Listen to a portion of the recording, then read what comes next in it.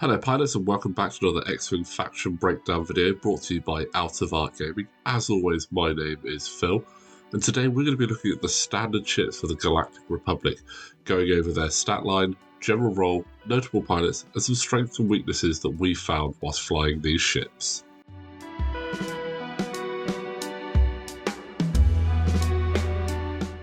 Now, first up, we're going to be looking at the Delta 7. Now, there are two variations of this, and we will cover both of these in this section. The Delta 7 is quite an iconic ship, well known within the Republic, and very well seen in Episode 2, as well as the other Clone Wars series. Now, as I said, there are two variations of this. You have the standard Delta 7 Aethersprite, and you have the Delta 7B Aethersprite. Now, stat line for your Delta 7, you're going to get 2 red dice, 3 evade, 3 hull, 1 shield, and a various number of force depending on which pilot you have. For your Delta 7B, you do get an additional red dice, only 2 green dice, 3 hull, and 3 shields. Now, your action bar remains exactly the same for these, with the white focus, target lock, barrel roll, and boost. You also get the purple evade. Both ships have the fine-tuned controls, so after you fully execute a maneuver, you may spend 1 force to perform a boost or barrel roll action. Now, as standard, your Delta 7 will also come with the calibrated laser targeting, or CLT. While you perform a primary attack, if the defender is in your bullseye, you may add 1 focus result, which is actually really quite powerful. Now, for your dial, you do get a pretty good dial on this. You get the 1 and 2 hard turns, which are white, the 1 and 2 blue banks, the 3 bank, the 2 and 3 blue forward, 4 and 5 white. You get a 2 sloop and the 4 and 5 K-turn, so these ships can move around quite quickly. Now, general role for this ship, it does vary depending on your preference of the pilot you're looking to take. Now, some of your higher initiative pilots can be more aggressive and be used very much as flankers, which is very powerful, as these ships can move quite quickly with the fine-tuned controls and the dial itself. You do get other ships which are really good at sticking in close with other ships and supporting them, but generally I tend to use these as the fast flanking ships to try to hit quite hard. I actually have a preference for the CLT version as well, because I find that lining up the bullseye is always really powerful. Now, having looked at notable pilots, there are 2 pilots that I think are really good on this ship. Not discounting the other 2, but these are the 2 I like. You have Mace Windu, the harsh traditionalist. Now, his ability, after you fully execute a red maneuver, recover 1 force. This is really good. Allows you to really throw him into the fight and then K-turn or swoop back around, regaining the force quite quickly. He also has 3 force natively, which is really powerful. And another pilot that I absolutely love in this ship is Obi-Wan Kenobi. I mean, we see him in the ship in the movies, so it is really cool. But after a friendly ship at range 0 to 2 spends a focus token, you may spend 1 force. If you do, that ship gains 1 focus token. Now, that can work really well with some of the abilities that the other ships have. Can also be used on Obi-Wan Kenobi as well. So if you've had to spend a force to change all of your evade or attack dice, that can be really handy to get that back with the force spend. Now, strength of the ship, again, depends on the flavour you're going for, but the dial on this is going to be absolutely key. It is really quick. All these pilots having access to the force at varying levels is going to be incredibly powerful for you as well, giving you extra tools to modify your dice. Now, I absolutely love the CLT version on this. One of the big downsides is those higher pilots are going to be quite expensive and they don't have the biggest loadouts. Mace Windu is 6 points for the ship, but only 8 points on the loadout in the Delta 7B. So you don't get a lot of upgrades on there. and they can pop quite quickly. But all in all, I think the Delta 7s are an absolutely fantastic ship.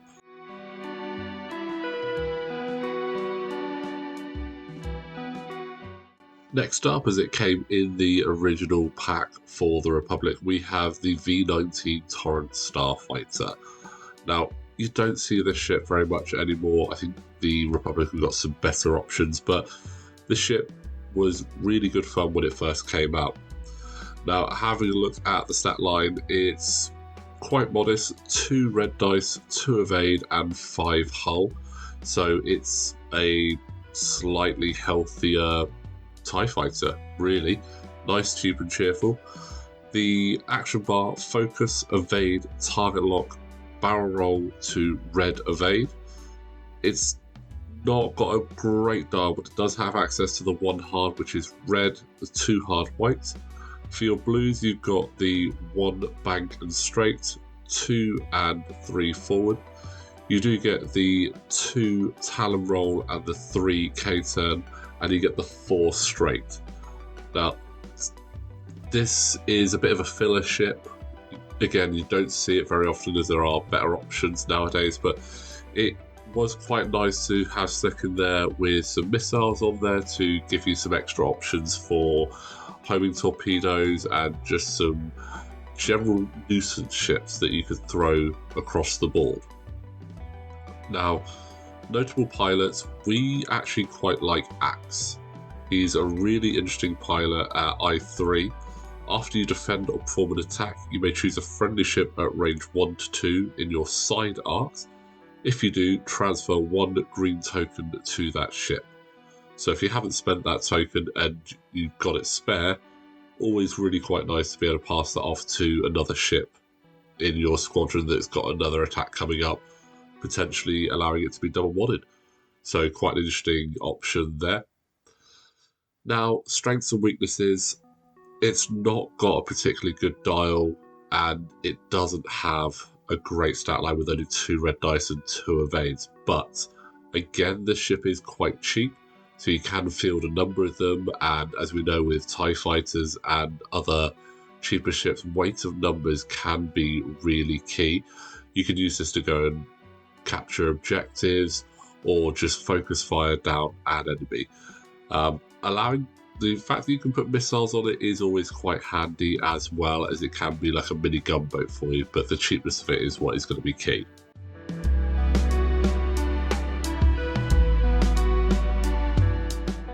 Next up, for the Republic small base ships, we have the BTL-B Y-Wing, the fully armoured version of the Y-Wing compared to the Scum and Rebel versions. Now with this, you're going to get an interesting stat line again: 2 attack dice, 1 evade, 5 hull, and 3 shield, so it's quite a beefy ship. Most of the pilots on this will have a focus, target lock, red barrel roll, and red reload. However, one of the pilots will get a calculate instead. For a dial, it's your typical Y-Wing dial. You get access to all of the banks, the 1 through 4 straight, 1 and 2 being blue, and the 4 being red. You get the 2 hard white, 3 hard red, and the 4 K-turn. So, not getting rid of a lot of your stress there through maneuvers unless you're sticking on an R4 astromech. One of the things that sets this ship apart from your other Y-Wings is the plated hull. While you defend, if you are not critically damaged, change 1 result to a 1 crit result to a damage result. So that does increase the survivability, especially with only 1 evade dice, and that can be incredibly powerful. Now, general rolls, very much like your standard Y-Wings. This is going to be your gunboat. It's going to have turrets. It's going to have missiles. It's going to have torpedoes. You're going to put devices on it, so you're going to be dropping bombs. Tends to be good at supporting your other ships with some really devastating fire, or just causing a nuisance again with those bombs, dropping them in the way of your opponent. But again, plated hull is going to be your big saving grace for this ship. Now, notable pilots, there are plenty of good, great, and interesting pilots on here, but The one that we've seen some really fun action with is actually R2-D2, the Bucket of Bolts. Initiative 2, R2 also has the ability at the start of the engagement phase, if there is an enemy ship in your rear arc, gain 1 Calculate token.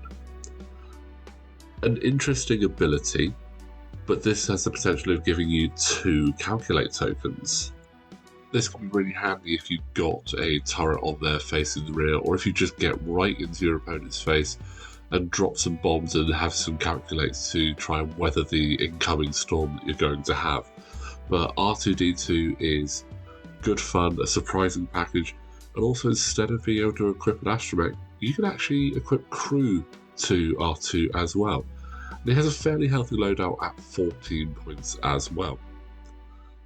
Now, like most Y-Wings, it has your typical downsides to it of only having 1 evade dice, not having the best dial to be clearing stress with, but the tools that you can put on this ship and the plated hull does mean that it is actually going to be quite a good ship to have in the middle of your forces, just causing some serious damage. Plated hull is surprisingly powerful and will work more often than you would actually expect. But that is the Republic Y-Wing for you.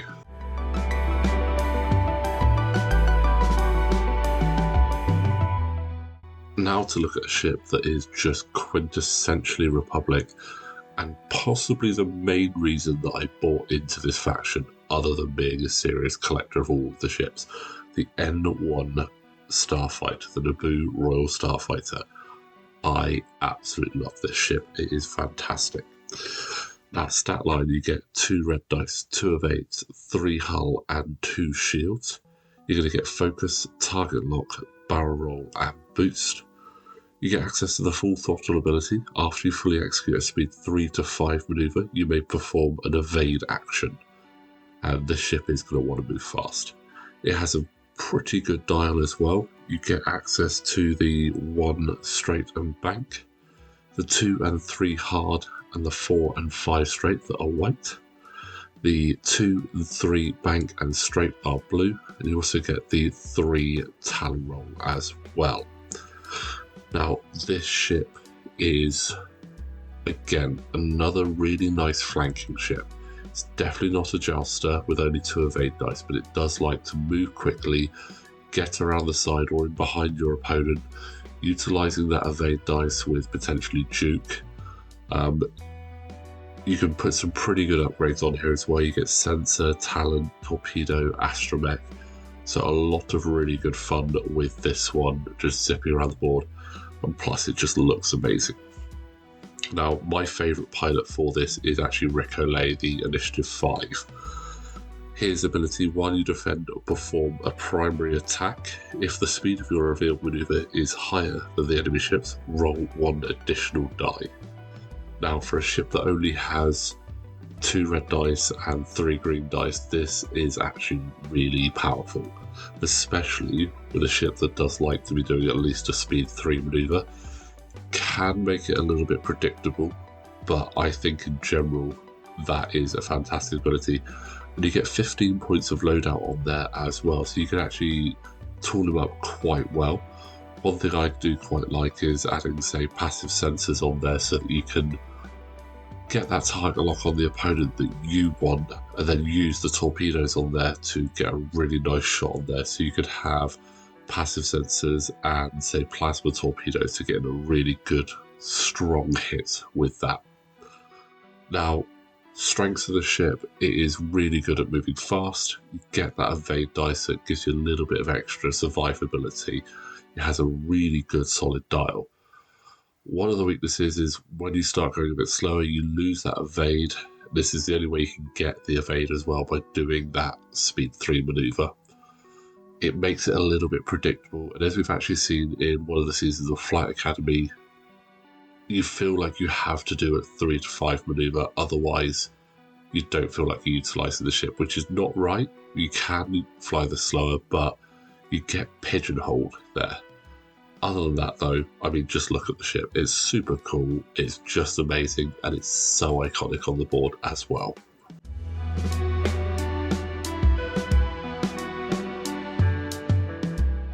Now we have a ship from the latter stages of the Republic era, the prototype TIE fighter, the Nimbus class V-Wing.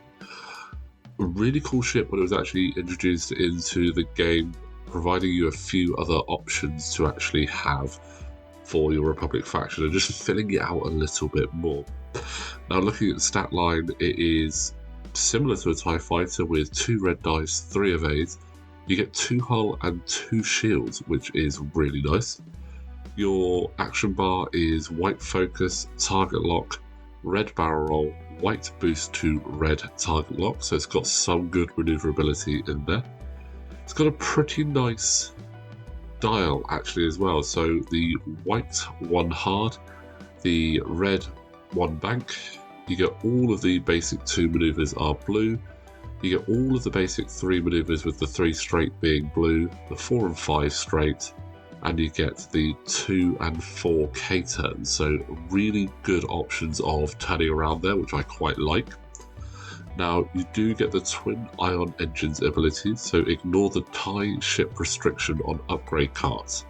So any of those newer TIE fighter upgrade cards that you've seen out there, you can actually equip to this as well, further reinforcing the fact that this is essentially the prototype to the TIE fighter, before the Empire decided to cheap out on shields and just go for crazy mass production.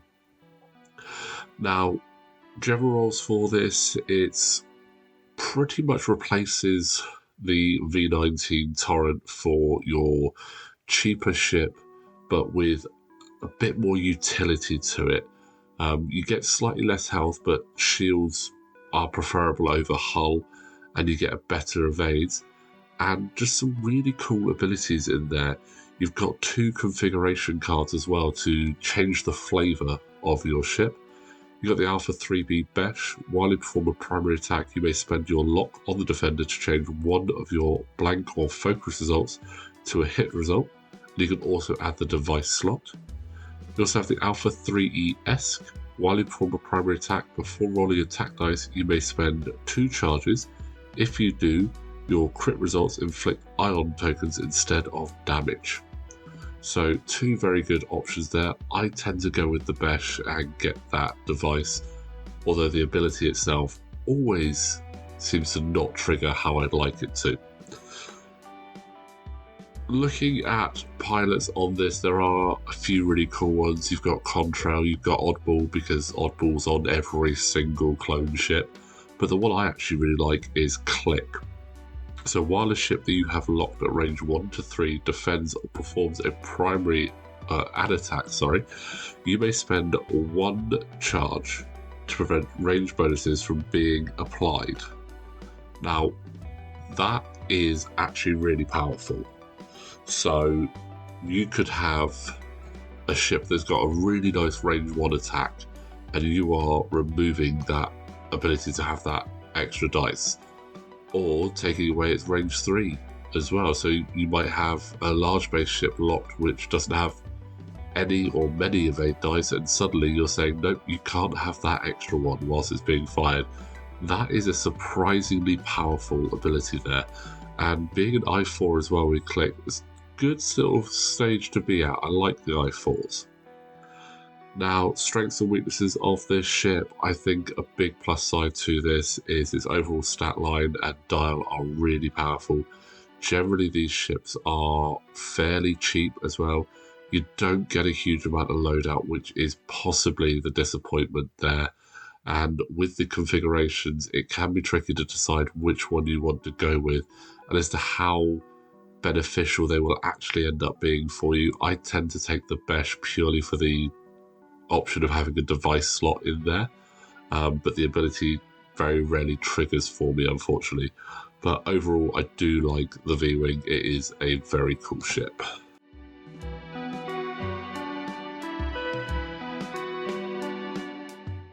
Now, if you didn't think you had enough Jedi on the board, we have the Eta-2 Actis as seen in Episode 3, Revenge of the Sith. This is a fantastic little craft that does actually come with the hyperspace docking ring as well, although to this day we've never actually used it. Now, this is a great little craft, and I do mean little, it is very small. Now, for a stat line, you're going to get 3 red dice in the bullseye, 2 red dice in your normal forward arc, 3 evades, 3 hull, and being a Jedi ship, you're going to get a number of force tokens with this as well. Action bar, you're going to get focus, evade, purple target lock, barrel roll, and the boost. You also get the intuitive controls. During the system phase, you may perform a purple barrel roll or boost action, which can be really handy for repositioning yourself before your move, especially if you're lining up specific shots using obstacles. Now, this does have a really good dial. You get all of the hard maneuvers, which are white.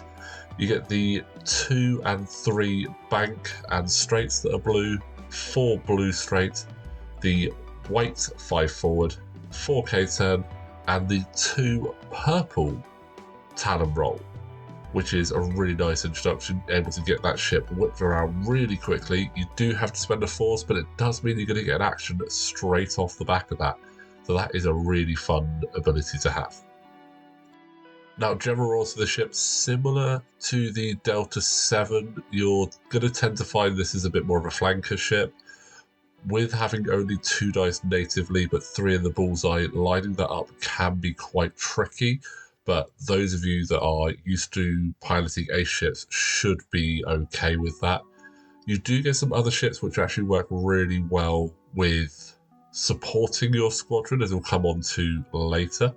But this is a really good ship, and you're going to get lots of options there. Force, talent, cannons, astromechs, modifications, so you can really tool this ship how you want. Now, the ship that we actually really like on this, and I know that you can obviously have the Anakin and Obi-Wan combo, which is really cool, but our favourite ship is actually Shaak-Ti, the I-4 Compassionate Mentor. Now, her ability, at the start of the end phase, you may spend any number of force to choose that many friendly ships at range 0 to 2. Each chosen ship does not remove 1 focus or evade token during the end phase. Now, that is an incredibly powerful ability, as that's at the start of the end phase, so you could do it just once and then regain that force straight away, which we think is absolutely fantastic. And allowing your ships to be able to keep their tokens at a key point is always amazing, especially with an evade token potentially on a Naboo Starfighter. They don't need to do that 3 to 5 maneuver the next round. So a really cool ship there, and we do like Shaak-Ti. Now, pros and cons of this ship, I think it's got a fantastic dial. The purple talon roll allowing you to do an action on there is amazing. The force abilities you can stick on these ships is great, and it has a really good amount of evades. Possible downside is the bullseye forward arc shenanigans that you get there can be quite tricky to pull off. If you just miss that bullseye, it's going to feel really bad if you've only got a 2 or 3 dice shot at range 1 as opposed to that 4 dice shot. But you've got enough repositions on there with the barrel roll, the boost. You can stick either Daredevil or extreme maneuvers on there to throw that boost around even harder. So all in all, an absolutely brilliant little ship.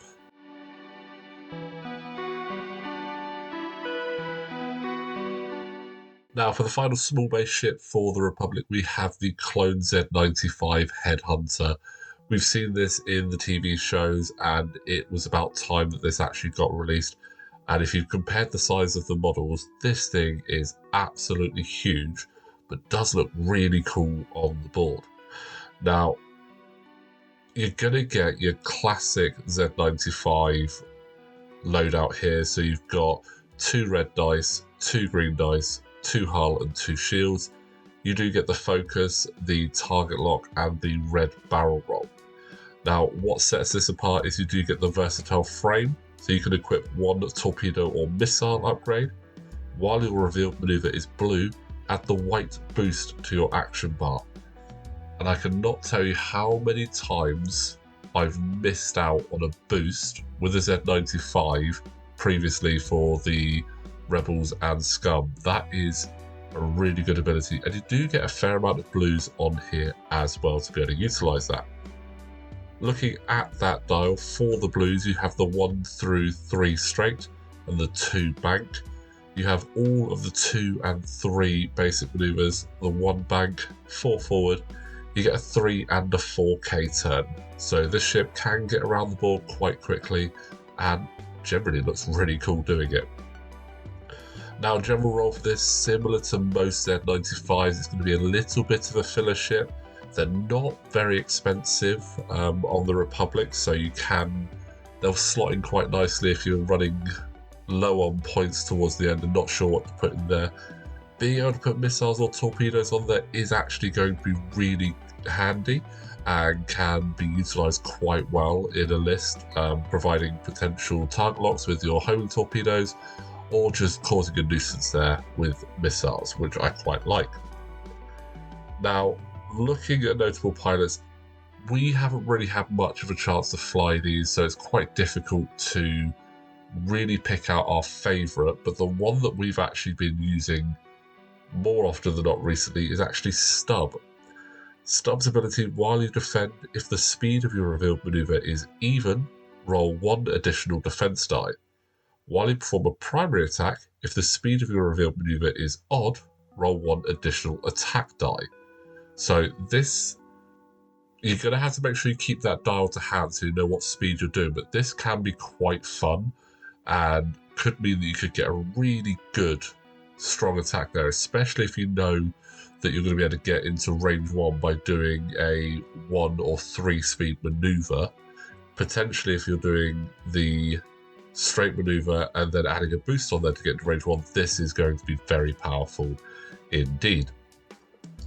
Now, downsides and weaknesses of Z95, pretty much the same as all Z95s, to be honest. They're cheap, they're cheerful, which is going to be really good. The red barrel roll can be a bit frustrating, but you can put expert handling on there to counteract that.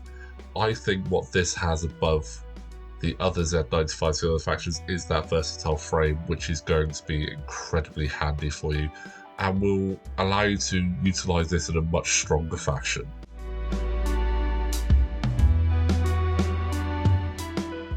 Now, moving on to the medium-based ships for the Republic, the first one we're going to have a look at is the LAAT Gunship. This is just such a cool ship. It looks great on the board and just really brings back memories of Episode 2, and I absolutely think it's fantastic. Shame you don't get the gun pods on the side, but I can understand that. Anyway, looking at that stat line, you are going to get a 2 turret, bow tie turret arc on there, 1 evade, 8 hull, and 2 shields. Action bar is focus, red reinforce, target lock, rotate, and reload. Now, you do get the ability on here, fire convergence. While a friendly ship performs a non-turret attack, if the defender is in your turret arc, you may spend 1 charge. If you do, the attacker rerolls up to 2 attack dice, and you get 2 recurring charges on this ship. So, instantly, this is a fantastic support ship for you there. Not even taking into account the multiple crew and gunner slots you can pop on there to get other supports for your squadron. Really cool ability there, and we've relied on that so many times. Now, for a dial, it's a typical medium-based dial. You do get the red stop. You get the 1 bank and straight, with the straight being blue. All of the basic 2 maneuvers, with the blue being the straight. All of the basic 3s with red hard turns, and a 4 straight. So no quick way of turning this around. However, with the mobile turret arc, that is going to alleviate that a little bit and allow you to keep guns on target. Now, as I said, general role for this is going to be supporting the rest of your squadron and being a big base for you to assist the other ships with the fire conversions and some of the other abilities that you actually get with the different pilots. It's also going to be really handy for capturing objectives. Being a medium-based ship, it will count as 2 if you are contesting an objective over another small base ship. You're going to have more ship there, basically, which is, again, quite handy. Now, looking at notable pilots, I'm going to do a quick honourable mention here for Warthog, who was my favourite pilot on the LAAT, with his ability after you or a friendly non-limited ship arrange 0-2 are destroyed. During the engagement phase, that ship is not removed until the end of that phase. Now, that was a great ability, but with 2.5, well, you don't really see many non-limited ships anymore. The generics kind of took a hit, so that isn't as good as possible. So another ship we're going to have a look at instead is Hound, the Vigilant Tracker. After a friendly ship in your turret arc gains a deplete or strain token, if you have no tokens of that type, you may transfer that token to yourself, which is again going to be a really good and handy ability, especially if one of your ships has gone over a gas cloud. You can then take that back from them. You've got more health and hull to be able to take some of those hits if you've got a strain, or you can allow one of your heavy hitters to have the full attack and remove that deplete token. So that is going to be quite handy on there. Positives and negatives of this ship. I think the fire convergence is a fantastic ability. You generally get a fairly good loadout to be able to put quite a few points on here, so you can really load them up and get them to be able to support your squadron really strongly. Downside, obviously, no quick turnaround, only one of A being a medium-based ship, so you can suffer a little bit there, but generally I do think the LAAT is a really good ship.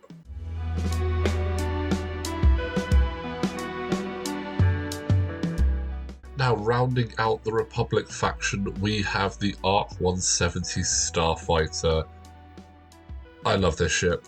It's really cool. I thoroughly enjoyed it when it got released for the Rebels, so it makes sense that you were going to get it for the Republic as well, as that's where it is more commonly seen, but it is a great ship. Now, I'm going to run through its stat lines exactly the same as the Rebel ARC 170, so you're going to get 3 dice out the front, 2 for the rear arc, 1 evade dice, 6 hull, and 3 shields. You get a focus, a target lock, and a red barrel roll on here. Your dial for a medium base ship is actually pretty good. You're going to get the 1 and 2 strength and banks, which are blue. You're going to get the 2 hard, which is white. All the 3 basic maneuvers with the hards being red, 4 strength, and a 4k turn. So not actually that bad a dial for a medium base ship. You're going to tend to get quite a good amount of loadout with these as well, with plenty of options from talents, torpedoes, crew, gunners, modifications. Now, general role of this ship is going to be a bit of a big hitter. You're going to want it to go in there and cause some damage, knowing that it's got a lot of health to try and be able to tank that. Having the front and rear shot as well, there's some really good gunners that you might want to stick on there. For instance, veteran tail gunner, to see if you can trigger the forward and back attack if you get into a really nice position.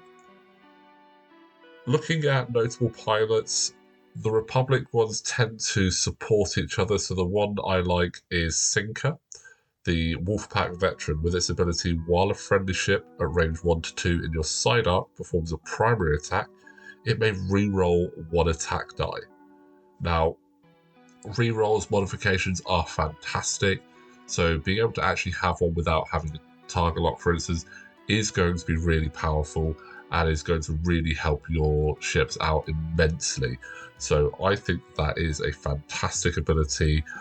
Sticking your ARC 170 in the middle of a squadron while they flank each other, doing a big shot with its 3 front gun, and then supporting the other ships around it by giving them the reroll is just brilliant. Pros and cons of this ship. I like it. I think it's really cool. I think generally for a medium based ship that isn't, say, a Slave 1, it's a solid ship. It's got a solid dial, fairly good actions, and good attacks. Obviously, 1 evade dice is always going to be quite painful on there. It's got enough blues that if you do happen to do a stressful maneuver, you can actually get rid of them quite quickly. So generally, this is quite a positive ship overall. And plus, it just looks really cool on the board, especially if you've got it magnetized and you've got it at a jaunty angle when it's doing a bank maneuver like the K-Wing. I think it's great. But guys, that is all of the standard base ships for the Republic. Now, we've mentioned it before, we're not going to cover the Gauntlet in the separate breakdown videos. That will come later, as that is included in 5 different factions. We are going to look at any other ships that we've missed from the previous ones in a later video, but just want to say thank you guys very much for watching. We do actually have a live stream on the 14th of December. It's our very first live stream, so if you are interested, you can see that. That's at 6:30 in the evening British time, so come and join us for that. The notification is already up on YouTube. In the meantime, guys, again, thank you very much for watching this series. Please like the video, subscribe to the channel, and we will see you next time for another faction breakdown.